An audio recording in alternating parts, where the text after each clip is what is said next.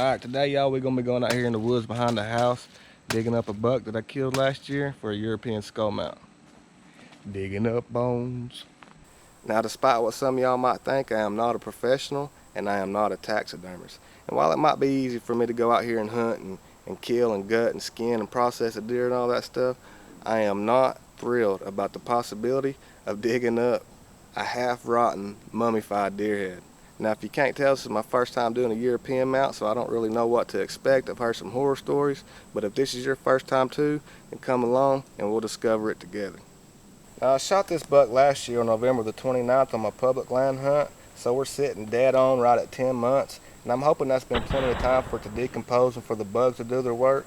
But who knows, with my luck, the bugs probably just found it yesterday, and this thing's gonna come out looking like something from a Stephen King movie.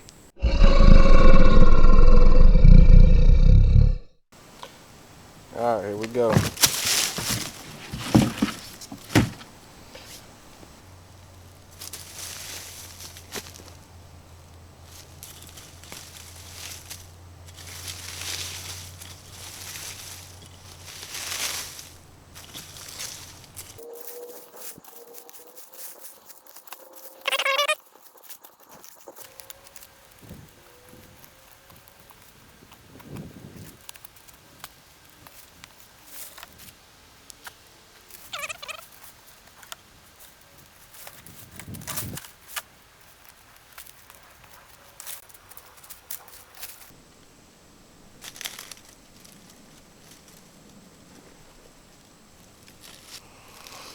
Alright, as y'all can see, it came out pretty clean, which I figured that would be plenty of time. Nothing gross at all, nothing left, just a little bit of hair on top. But that's good. Let's go get them cleaned up and start the whitening process.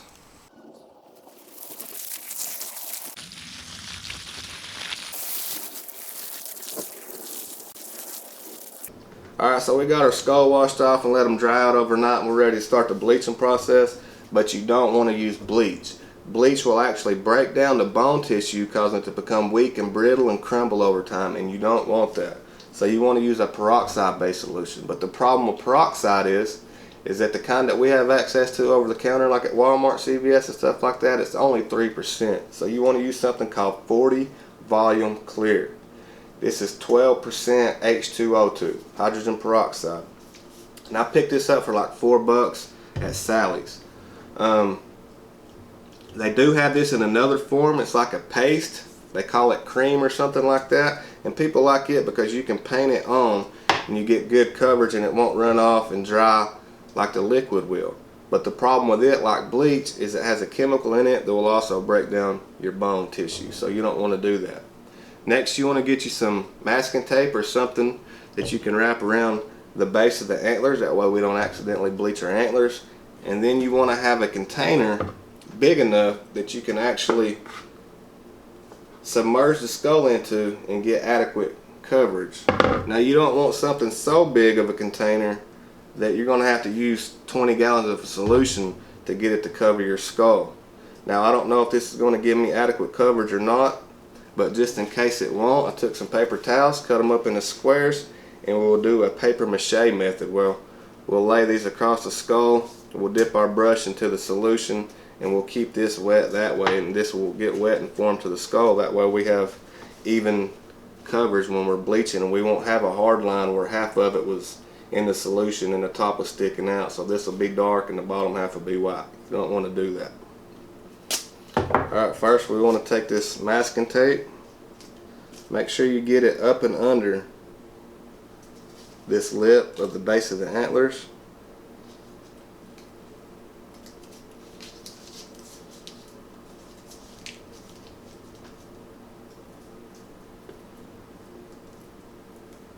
Tuck it in there real tight.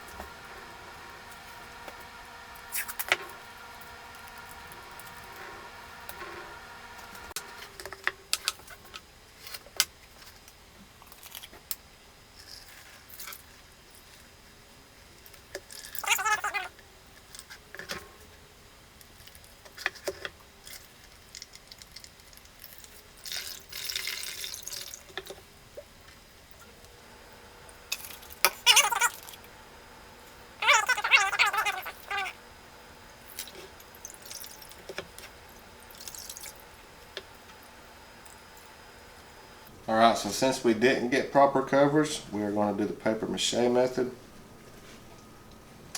Just lay this on here.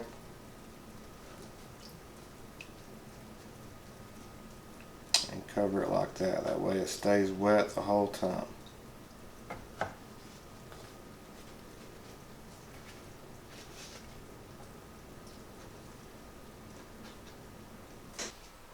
Alright, that's it. We'll come by here every once in a while whenever we think about it and wet this down. Make sure this paper towel stays nice and wet.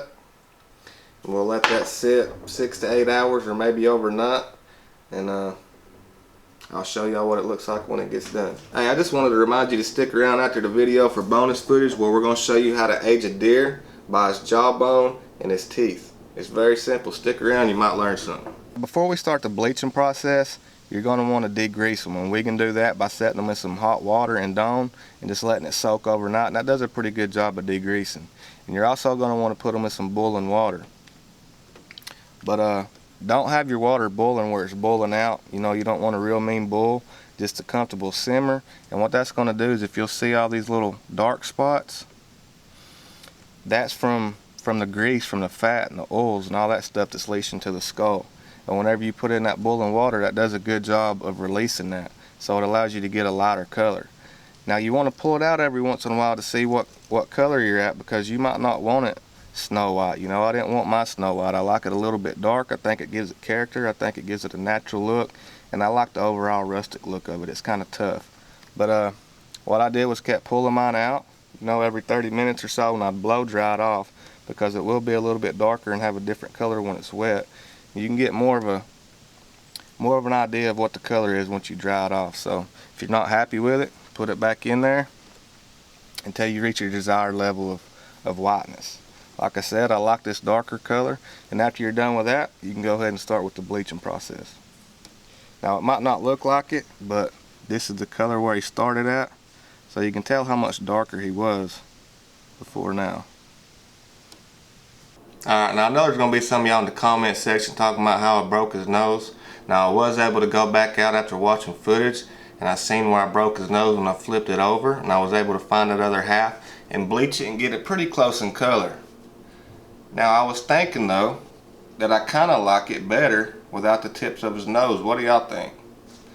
See him with his nose? I haven't glued it in yet because I don't know what I'm going to do. Then without his nose, more character, more tough. What do y'all think? I kind of like it better. My son said he likes it better without the tips of his nose. Y'all comment down below, let me know what you would do. Alright, this is your typical lower jawbone of a white-tailed deer. Now maybe you just killed a deer and had its jawbone pulled, or you found a skull out in the woods and it had its lower jawbone with it, and you're curious to know how old that deer was. Well, you can do that first by identifying their teeth. Now looking at these teeth, you might think it has 1, 2, 3, 4, 5, 6, 7, 8, 9, 10, 11, 12, 13, 14, 15 teeth. But it don't, so you need to learn to identify each individual tooth. So if you look close, you can see the gaps here in between each tooth. Some of them have 3, 1, 2, 3, 1, 2, 3, 1, 2, 3, and under other individual teeth only have 2 sections. So if we was to draw a line here, that will help you identify each individual tooth. Alright, first of all, fawns have less than 6 teeth, so we know he's not a fawn. But at about 1.5 years, a deer will have 6 teeth with a temporary 3-part premolar. And his premolar is his 3rd tooth back. So we're going to go 3 back from the front of the jawbone, 1, 2, 3, and see, does he have a 2-part or a 3-part temporary premolar? And he has a 2-part, 1, 2, 1, 2. So we know that he's at least 1.5 years old. Now deer at 2.5 years old will have 6 teeth, but they'll have a permanent 2-part premolar. So again, we go to the front of the jawbone and we count back to the premolar, 1, 2, 3. This deer has a permanent 2-part premolar. So we know that he's at least 2.5 years old. Alright, now when we start judging a deer in the 3.5 and older groups, we're going to use a different method. And this is going to be looking at the enamel, the white protective coating on the outside of the teeth, and the dentine, which is the dark stains inside the top of the teeth, not to be confused with tartar, which is the dark stains on the outside of the teeth. So to see if this deer is at least 3.5 years old, we're going to go back to the 4th tooth. 1, 2, 3, 4.